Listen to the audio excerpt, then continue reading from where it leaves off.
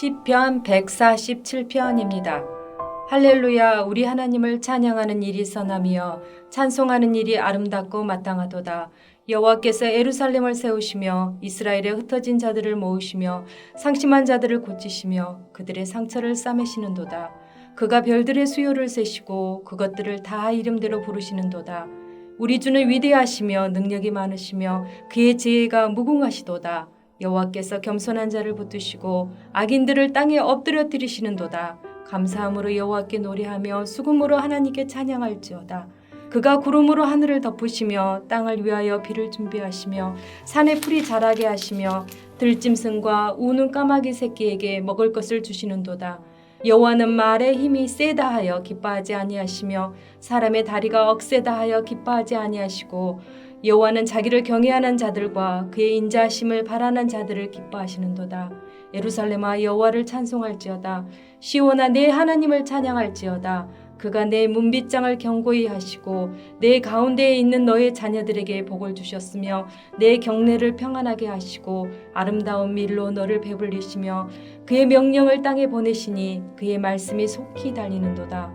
눈을 양털같이 내리시며 서리를 재같이 흩으시며 우박을 떡부스러기같이 뿌리시나니 누가 능히 그의 추위를 감당하리요. 그의 말씀을 보내사 그것들을 녹이시고 바람을 불게 하신즉 물이 흐르는도다. 그가 그의 말씀을 야곱에게 보이시며 그의 율례와 규례를 이스라엘에게 보이시는도다. 그는 어느 민족에게도 이와 같이 행하지 아니하셨나니 그들은 그의 법도를 알지 못하였도다. 할렐루야.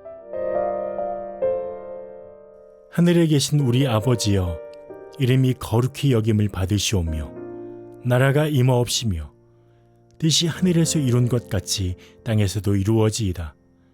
오늘날 우리에게 일용할 양식을 주옵시고 우리가 우리에게 죄 지은 자를 사하여 준 것 같이 우리 죄를 사하여 주옵시고 우리를 시험에 들게 하지 마옵시고 다만 악에서 구하옵소서. 대개 나라와 권세와 영광이 아버지께 영원히 싸움나이다. 아멘.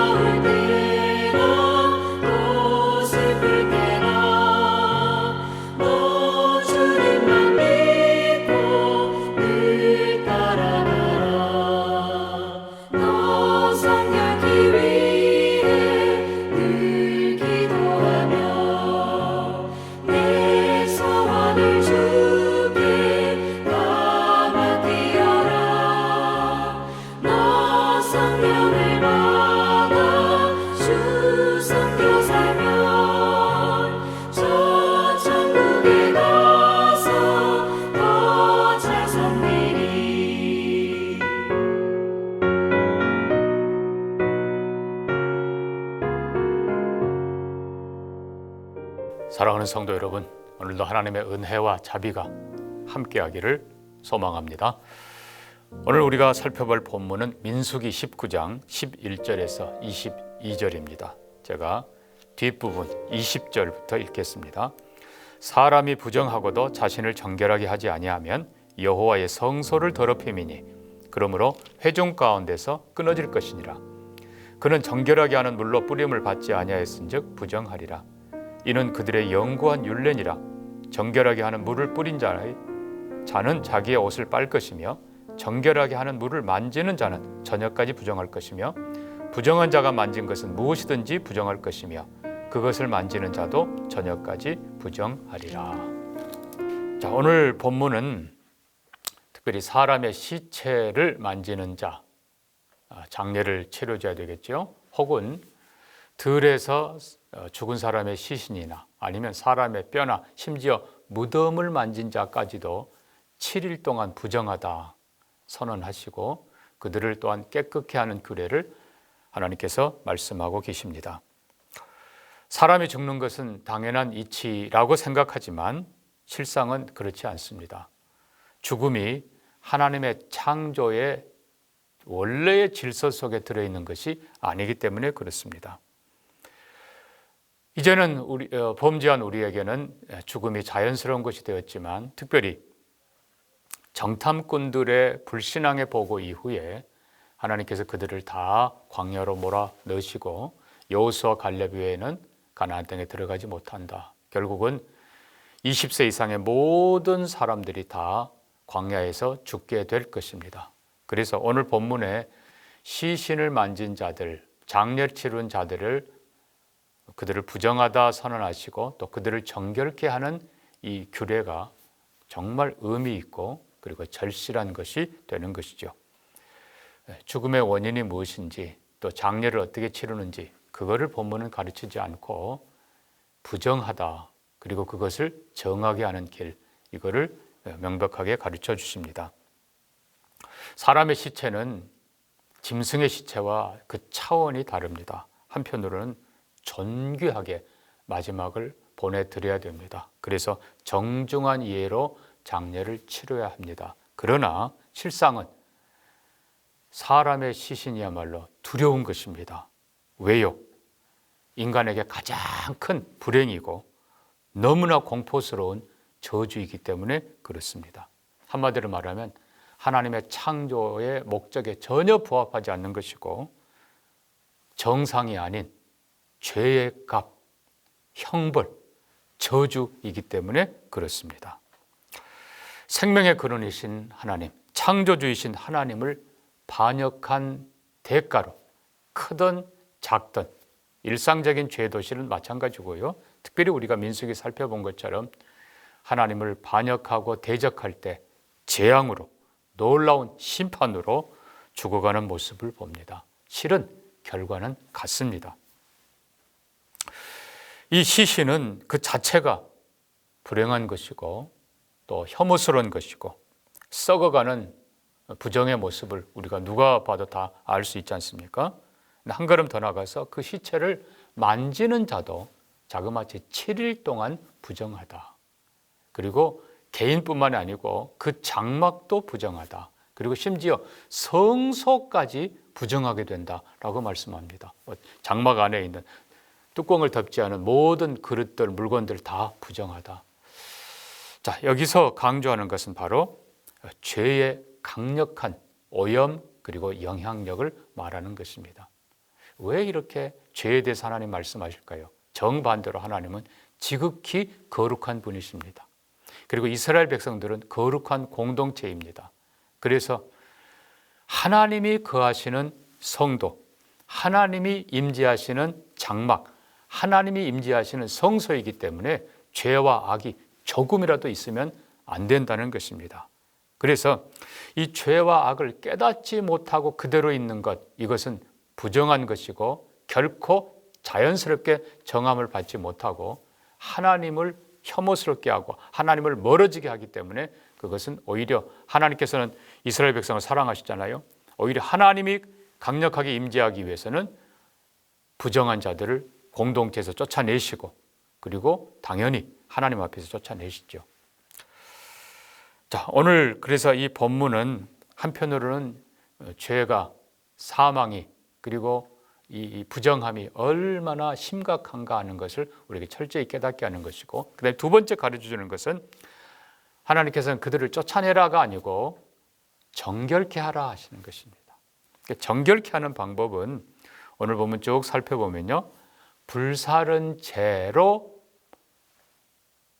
정결케 하는데, 그것을 흐르는 물, 깨끗한 물에 이렇게 섞어서 정결케 하는 물을 만들라, 이렇게 되어 있습니다. 그럼 이 정결케 하는 재는 어디서 만들었는가? 앞부분 쭉 가보면요, 6절에 제사장이 5절부터입니다. 암소를 목전에서 불사르고 가죽, 고기, 피 모든 것을 불사르고, 그리고 그것을 백향목, 우슬초, 홍색 실을 그 가운데 던져서 이 암소, 붉은 암소를 완전히 불태우고 그 재를 가지고 정결케 하는 재로 사용하는 것입니다. 그리고 여기 흐르는 물, 이 말은 말 그대로 깨끗한 물, 한 걸음 더 나아가서 살아있는 물이란 뜻입니다. 그러니까 7일 동안 부정한데 사흘째 되는 날 한번 뿌립니다. 정결케 되는 그 물을. 그 다음에 7째 날 또 뿌려서 정결하게 합니다. 여기 두 가지 의미를 갖습니다. 하나는 부정하다는 것이 얼마나 큰 죄 문제인가. 그래서 한 번으로 끝내지 않고 두 번으로 합니다. 아마도 앞에 거는 죄를 멈추게 하고, 뒤에 정결은 죄를 제거하는, 그래서 거룩한 백성으로 다시 회복시키고 공동체로 들어오게 하고 하나님의 성소에 들어오게 하는 하나님의 방법입니다. 자, 그렇다면은 중요한 것은 이 붉은 암송아지를 태운 재, 결국 이 우리의 모든 죄를 대신 지고 그 완전히 가루가 될 때까지 다 불탄 고난 저주를 받은 이 암송아지가 바로 궁극적으로 예수 그리스도의 모습입니다. 그리고 흐르는 물, 깨끗한 물, 살아있는 물은 바로 성령을 상징하는 것이죠. 결국은 우리 신약 성도들도 똑같습니다. 우리 죄를 깨달아야 됩니다. 부정한 것을 만지거나 부정한 생각을 했거나 우리가 빨리 죄를 깨닫고, 그리고 예수 그리스도의 보혈로 씻음받고, 그리고 성령으로 새롭게 돼야 하나님 앞에 나아가는 것입니다.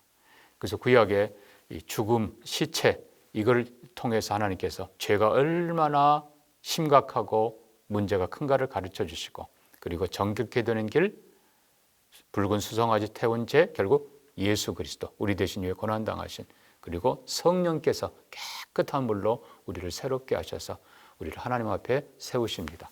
여기 또 하나 기억해야 될 것은, 비록 앞부분에 나온 얘기입니다만은 우리를 이렇게 하시는 이 과정 속에서 제사장도 실은 일시적으로 부정하게 됩니다. 그 붉은 수송아지를 불태우고, 그 다음에 죽인 제사장, 그 다음에 또 그걸 불태운 사람, 죄를 만든 그 사람도 일시적으로 부정하게 됩니다. 또 그 죄를 담은 자도 일시적으로 부정해요. 또 마지막에 보면 그 속죄의 그 깨끗하게 하는 그 물을 뿌리는 자도 일시적으로 부정해요. 그러니까 함께 거기 동참하는 것입니다. 나는 거룩하고가 아니고 우리가 함께 정결을 위해 노력하는 것이고, 또 하나 기억해야 될 것은 하나님께 나아가는 자는 그것까지도 나는 당연히 남을 돕기 위해서 내가 죄를 거뒀는데요, 남을 돕기 위해서 내가 이렇게 했는데요, 그 아니고 자기 자신도 언제나 부정하다라는 것을 깨달아야 된다는 것입니다. 특별히 하나님께 더 가까이 나아가면 나아갈수록 우리의 연약함과 우리의 부족함과 우리의 거룩하지 못함을 깨닫고, 그것마저 늘 예수의 보혈로 성령으로 늘 정결케 해서 하나님 앞에 거룩하게 섬기는 우리 모두가 되기를 바랍니다. 함께 기도합니다. 하나님 아버지, 나병 환자에게 손을 대며 깨끗함을 받으라 하신 예수님을 생각합니다. 또 혈루증 여인이 예수의 옷자락을 만졌을 때 정결케 되었던 것을 기억합니다. 오직 예수님만이 우리를 깨끗하게 완전하게 하시는 줄 믿습니다. 또 성령님께서 예수 그리스도의 보혈을 우리에게 적용하시고 우리를 새롭게 하는 줄 믿습니다. 우리가 영원히 죽어야 될 우리지만 예수 안에서 성령으로 늘 정결케 되게 하시고, 특별히 하나님 앞에 나아가 섬길수록 우리가 더 부정함을 깨닫고 예수를 더 의지하며 성령을 더 의지하며 더 거룩함을 사모하며 하나님 앞에 나아가도록 인도하여 주옵소서. 하나님, 특별히 거룩한 일을 하는 모든 사역자들과 또 직분자들을 축복해 주시고 결코 우리가 의로워서가 아니라 오직 예수의 피, 성령의 은혜로 더 겸손하게 더 거룩을 사모하면서 하나님께 나아가도록 인도해 주옵소서. 주의 영이 함께 하시기를 구하오며 예수님 이름으로 기도합니다. 아멘.